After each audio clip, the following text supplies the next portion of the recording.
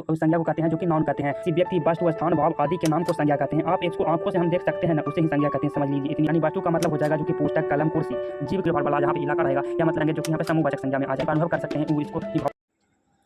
नमस्कार दोस्तों, हमारे YouTube channel 10th mind classes में आप सभी का स्वागत है।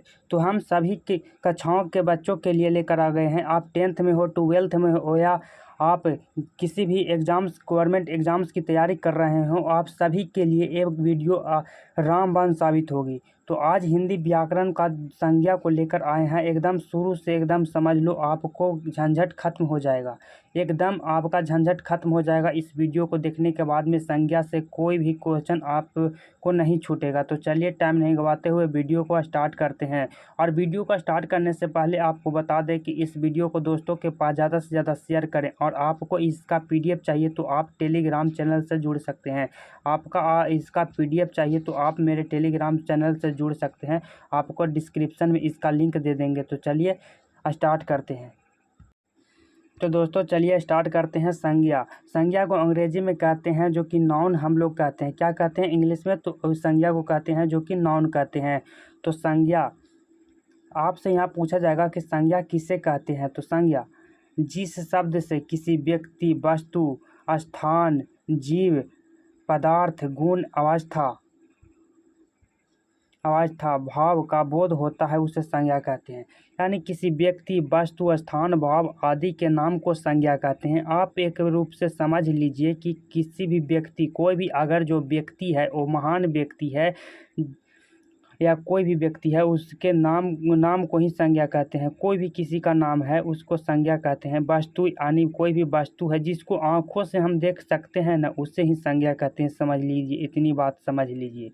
देखिए व्यक्ति में आ जाएगा राम, सीता, महात्मा गांधी। स्थान में मतलब कि किसी भी स्थान है, पटना है, दिल्ली है, भारत है, या किसी भी स्थान का बात किया जाए तो वो हो जाएगा जो कि संज्ञा हो जाएगा। वस्तु यानी वस्तु का मतलब हो जाएगा जो कि पुस्तक, कलम, कुर्सी।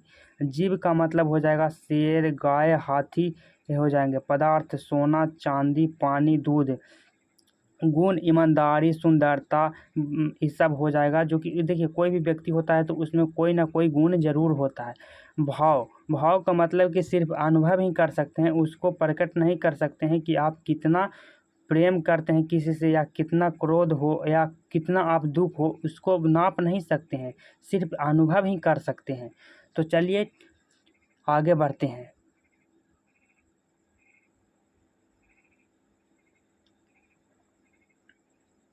यहाँ पे देख सकते हैं व्यक्तिवाचक संज्ञा।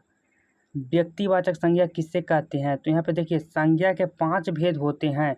तो आपको बारीकी से समझाएंगे पांचों को अच्छे से। तो यहाँ पे देखिए व्यक्तिवाचक संज्ञा, जिस संज्ञा से किसी एक विशेष व्यक्ति, स्थान या वस्तु का बोध होता है उसे व्यक्तिवाचक संज्ञा कहते हैं। जैसे राम, सीता, पटना, गंगा, हिमालय, भारत। मतलब जिस संज्ञा से किसी विशेष व्यक्ति, यानी महात्मा गांधी जी थे जो कि विशेष व्यक्ति थे, या स्थान या वस्तु, स्थान मतलब कि या वस्तु का बोध होता है उसे ही व्यक्तिवाचक संज्ञा कहते हैं। यानी कि किसी भी एक व्यक्ति का मतलब कि एक चीज़ का बात किया जाए तो उसे व्यक्तिवाचक संज्ञा कहते हैं। आपको यहाँ पे देख सकते हैं दूसरा नंबर यहाँ पे है कि जातिवाचक संज्ञा। तो आपसे पूछा जाएगा ना गुरुजी जातिवाचक संज्ञा कहते हैं किसको? तो जिस संज्ञा से किसी मतलब कि किसी पूरी जाति, वर्ग या समूह के वर्ग, व्यक्तियों के वस्तु का बोध होता है उसे जातिवाचक संज्ञा कहते हैं। उदाहरण जैसे में जाति में आ जाएगा, देखिए कि लड़का हो जाएगा, लड़की हो जाएगा। मतलब लड़का बोलेगा तो सारा जाति, लड़का का जितने भी जाति हैं वो सारा जाति आ जाएंगे। लड़की बोलेगा तो मतलब कि लड़की का जितने भी जाति हैं वो सारी जाति मतलब कि उसमें आ जाएंगे। नदी, कोई भी नदी बोलते हैं तो मतलब कि वो नदी का जितना भी चीज़ है वो सारा नदी, मतलब गंगा नदी, ब्रह्मपुत्र नदी, आप दुनिया में जितने भी नदी हैं वो सारा आ जाएंगे जो कि जातिवाचक। शहर, तो मतलब शहर तो कोई एक शहर नहीं है, दुनिया में जितने भी शहर हैं वो सारे शहर आ जाएंगे बोलिएगा तो यहाँ पे हो जाएंगे जो कि वो जाति ही एक तरह से है। विद्यालय, विद्यालय का मतलब निश्चित विद्यालय के रूप में तो नहीं बोल रहा है कि हाँ यही विद्यालय है, नहीं। विद्यालय मतलब जितने भी दुनिया में विद्यालय हैं वो सारा विद्यालय आ जाएंगे इसमें जातिवाचक में। पुस्तक मतलब पुस्तक का नाम कोई विशेष पुस्तक का नाम तो नहीं बता रहा है, जैसे कि बाइबल या गीता या किसी भी चीज़ के बारे में, तो कुरान के या किसी भी चीज़ का पुस्तक का विशेष रूप से नहीं बता रहा है। तो इसका पुस्तक में सारे पुस्तक आ जाएंगे जो कि जाति ही एक तरह से हो जाएंगे। पक्षी यानी पक्षी भी हो जाएंगे जो कि, तो उसमें भी जाति हो जाएंगे। पक्षी में भी बहुत सारे जाति होते हैं, एक प्रकार के तो जाति नहीं होते, सभी में अलग अलग जाति, मतलब कि उसमें जाति, पक्षी एक जाति है लेकिन उसमें अलग अलग के वैरायटी रहते हैं, मतलब कि क्वालिटी अलग अलग रहते हैं। इस तरह से आप समझ सकते हैं। यहाँ पे देख सकते हैं द्रव्यमान वाचक संज्ञा। तो यहाँ पे द्रव्यमान वाचक संज्ञा, तो यहाँ पे सबसे पहले आपको बता दें कि आप कहीं भी जाते हैं तो कोई सामान लेने, तो मतलब कि सोना लेने जाते हैं या चांदी लेने जाते हैं या मतलब कि पानी लेने जाते हैं या दूध या तेल या नमक या लोहा, आप किसी भी चीज़ या मतलब लेने जाते हैं तो आपको किसी भी चीज़ को नाप कर किसी प्रकार से या तौल कर दिया जाता है, उसे ही कहते हैं द्रव्यमान वाचक। तो इसको देखते हैं कि क्या है। जिस संज्ञा से किसी पदार्थ, धातु या तरल वस्तु का बोध हो उसे ही द्रव्यमान वाचक संज्ञा कहते हैं।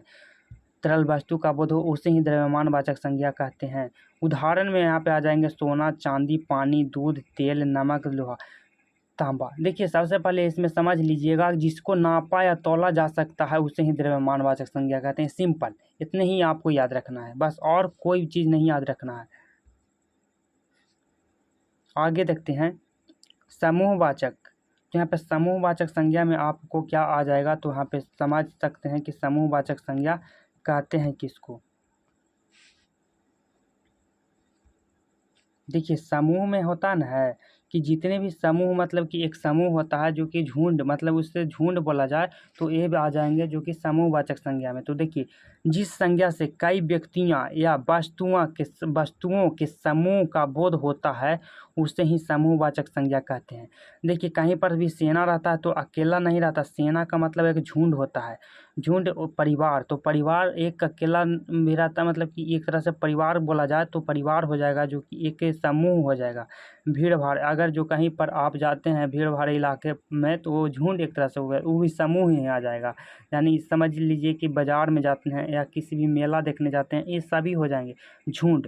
यानी कि किसी का झुंड होता है, जो जानवर इधर उधर चलता है तो झुंड, भेड़िया का झुंड या किसी भी झुंड या आदमी का झुंड, किसी प्रकार के झुंड होते हैं वो सारा आ जाएंगे जो कि समूहवाचक। कक्षा, तो कक्षा मतलब कि कक्षा में ज़्यादातर बच्चे पढ़ते हैं तो उसमें तो मतलब कि कोई एक दो बच्चा तो नहीं पढ़ते हैं, उसमें मतलब समूह की तरह पढ़ते हैं तो उसी से हो जाएगा जो कि समूहवाचक। समिति, कोई भी समिति मतलब कि गठन किया जाता है, समिति का मतलब ही होता है बहुत सारे लोग। तो यहाँ पे हो जाएंगे दल, दल में भी बहुत सारे, टोली में भी बहुत सारे लोग, ऐसा सारा चीज़ में होते हैं। तो इस तरह से झुंड वाले इलाके को ही समूहवाचक संज्ञा कहते हैं। इतना याद रखना है, जहाँ पे भीड़ वाला भाड़ वाला इलाका रहेगा ना, एक से अधिक से मतलब कि रहेगा ना, 2 या 3 रहेगा ना, मतलब कि ज़्यादातर ही झुंड, सीधे सीधा समझ लीजिए कि झुंड जहाँ पे रहेगा उसे ही समूहवाचक संज्ञा कहते हैं। इतना बात तरीके से आप लोग समझ लिए। देखिए भाववाचक संज्ञा, तो भाववाचक संज्ञा किसे कहते हैं। तो देखिए सबसे पहला बात इससे समझ लीजिए ना कि भाव मतलब कि कहते हैं ना कि हम तुमसे इतना प्यार करते हैं, लेकिन कितना प्यार करते हैं तो इसको नापा नहीं जा सकता है। आप बहुत दुख है, मेरे को दुख बहुत है, तो कितना दुख है भाई बताइए। तो यही हो जाएगा जो कि भाववाचक, भाव बता रहा है, सिर्फ वो भाव बताता है, वो कंफर्म नहीं बता सकते, तो नाप नहीं सकते हैं कि आप कितना दुख हैं, कितना किसी से प्रेम करते हैं, ये नाप नहीं सकते हैं। इसी से हो जाएगा। तो यहाँ पे देख सकते हैं कि क्या हो जाएगा। तो यहाँ पे देखिए कि जिस संज्ञा से गुण, अवस्था, भावना यानी भावना, अनुभव या मन के भाव का बोध हो उसे ही भाववाचक संज्ञा कहते हैं। तो यहाँ पे देखिए प्रेम, कितना प्रेम किसी से कर रहा है, कितना लोगों पर दया दिखा रहा है, वो कितना ईमानदार है, अंदर से तो कोई नहीं जान रहा है कि चोरी के किसी भी चीज़ को रखा हुआ है। यहाँ पे देखिए कि किसी भी चीज़ को रखा हुआ है अगर जो, और मतलब कि एक दुकान है, वो दुकान में मतलब सामान रखा हुआ है, तो यहाँ पे एक आदमी खड़ी है तो नहीं जान रहा है कि हाँ ये बैठा है यहाँ पे तो एक चोर है कि डाकू है, क्या है, कैसा आदमी है, उसको बारे में नहीं जान रहा है। सुंदरता, कोई भी आदमी सुंदर है तो उसका सुंदरता को नाप सकते हैं जी, नहीं नाप सकते हैं। बचपन को नाप सकते हैं, असंभव है बचपन को नापना। बुढ़ापा को नाप सकते हैं, नहीं नाप सकते हैं। दुख, सुखी को नाप सकते हैं कि हाँ तू कितना सुखी है, कितना खुश है, कितना का है, नहीं नाप सकते हैं। दुख को नाप सकते हैं, नहीं नाप सकते हैं। साहस मतलब कि तुमको में कितना पावर है उसको नाप सकते हैं, नहीं नाप सकते हैं। सिर्फ इसको अनुभव कर सकते हैं। क्रोध, किसी का क्रोध कितना आ रहा है वो नाप सकते हैं, नहीं नाप सकते हैं, सिर्फ अनुभव कर सकते हैं। तो अनुभव वाला जितने भी चीज़ हो जाएगा ना, जो कि भाववाचक संज्ञा में हो जाएगा, तो आपको एकदम बारीकी से डिवीजन एक बार और फिर से करा लेते हैं। तो देखिए संज्ञा किसे कहते हैं, तो किसी व्यक्ति, वस्तु, भाव आदि के नाम को संज्ञा कहते हैं। क्या? किसी व्यक्ति, वस्तु, स्थान, भाव आदि के नाम को संज्ञा कहते हैं।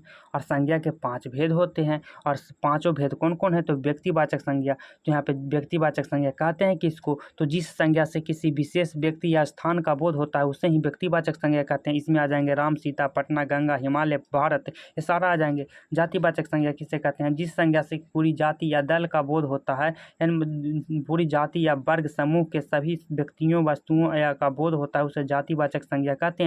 जिसमें लड़का, लड़की, नदी, शहर, विद्यालय, पुस्तक, पक्षी, ये सारा हो जाएगा, जो कि यहाँ पे जातिवाचक संज्ञा हो जाएंगे। द्रव्यमानवाचक संज्ञा में सीधे आपको बता दिए कि नाम जिसको नापा जा सकता है या तौला जा सकता है, यानी मतलब कि उसे ही कहते हैं द्रव्यमानवाचक संज्ञा। समूहवाचक संज्ञा में आपको बता दिए कि भीड़ भाड़ वाला जहाँ पे इलाका रहेगा, या मतलब कि एक से अधिक लोग रहेंगे, जैसे में कि हो जाएगा सेना, परिवार, भीड़, झुंड, कक्षा, समिति या दल, टोली, ये सारा हो जाएंगे, जो कि यहाँ पे समूहवाचक संज्ञा में आ जाएंगे। आगे हम देख सकते हैं कि यहाँ पे देख सकते हैं, आपको बता दिए कि भाववाचक संज्ञा किसके, जिसको में नापा नहीं जा सकता है, मतलब कि कितना, मतलब कि जिस संज्ञा को गुण, अवस्था, भावना, मतलब सिर्फ अनुभव कर सकते हैं, वो इसको ही भाववाचक संज्ञा कहते हैं। आगे हम बढ़ते हैं। संज्ञा की पहचान कैसे करें? तो संज्ञा की पहचान करने के लिए आपको सबसे पहले क्या करना है? यदि किसी शब्द की किसी नाम का बोध हो तो वह संज्ञा है। मतलब कि किसी शब्द से किसी नाम का बोध होता है, मतलब कि कोई भी शब्द है वो किसी भी नाम का बोध होता है तो वो संज्ञा, समझ लीजिए कोई संज्ञा है। राम पड़ता है तो इसमें राम कौची है? संज्ञा है। राम पड़ता है इसमें राम संज्ञा है। गंगा पवित्र नदी है तो यहाँ पे गंगा क्या है? गंगा ये संज्ञा है, मतलब इसमें गंगा मेन है तो यहाँ पे गंगा एक संज्ञा है। यहाँ पे देख सकते हैं कि यहाँ पे क्या है? प्रेम सबसे बड़ा गुण है, तो प्रेम, इसमें प्रेम हो जाएगा जो कि संज्ञा है। सेना सीमा की रक्षा करती है, तो सेना कौन सीमा की रक्षा करती है? तो कौन करता है? तो सेना करता है, तो यहाँ पर हो जाएगा जो कि सेना हो जाएगा। इस तरह से आप संज्ञा को पहचान सकते हैं। महत्वपूर्ण अंतर देखिए, व्यक्तिवाचक और जातिवाचक संज्ञा और देखिए, व्यक्तिवाचक संज्ञा और जातिवाचक संज्ञा विशेष नाम का बोध कराता है, विशेष नाम का बोध कराता है और समान नाम का बोध कराता है। व्यक्तिवाचक संज्ञा को देखा जाए तो ये विशेष नाम का बोध कराता है, और जातिवाचक संज्ञा में ये सामान्य, मतलब कि जो लोग हैं समान, मतलब ज़्यादा बड़ा लोग नहीं है, मतलब कि उसका बोध कराता है, जैसे राम, जैसे लड़का, जैसे पटना, जैसे शहर, इस तरह से। यहाँ पे देख सकते हैं कि द्रव्यमानवाचक संज्ञा, तो द्रव्यमानवाचक संज्ञा के पदार्थ और समूहवाचक संज्ञा, तो देखिए पदार्थ का नाम बताता है या समूह का नाम बताता है। दूध, यहाँ पे सेना हो जाएगा, पानी हो जाएगा, परिवार हो जाएगा, सोना हो जाएगा, भीड़ हो जाएगा। इस तरह से आप देख सकते हैं, और ये आप काफ़ी अच्छे से आपको समझा दिए हैं। तो आप निश्चित रूप से मानिए कि आपको ये सारा समझ में आया होगा, अच्छी से समझ में आया होगा। तो वीडियो को लाइक करें, चैनल को सब्सक्राइब करें और दोस्तों के पास ज़्यादा से ज़्यादा शेयर करें।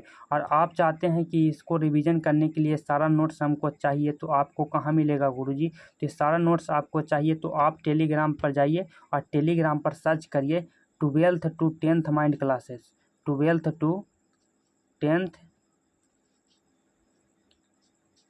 माइंड क्लासेस सर्च करिएगा ना, क्लासेस सर्च करिएगा ना, तो वहाँ पे हमारा चैनल दिखाई देगा और उस चैनल में आप ज्वाइन कर लीजिएगा, या आपको डिस्क्रिप्शन में इसका लिंक दे देंगे, तो वहाँ से आप जुड़ सकते हैं और जुड़कर आप अपनी तैयारी को अच्छे कर सकते हैं। और पहले भी बता दिए हैं कि यह 10th के लिए भी है, 12th के लिए भी, और आप किसी भी एक गवर्नमेंट एग्ज़ाम्स की तैयारी कर रहे हैं तो उसके लिए भी ये सारा है। तो आप इसको अच्छे से देखकर रिवीजन कर लीजिए और वहाँ से PDF ले लीजिएगा। तो जय हिंद, आज के लिए इतना ही। अगले वीडियो में मिलते हैं सर्वनाम के साथ। जय हिंद, जय भारत।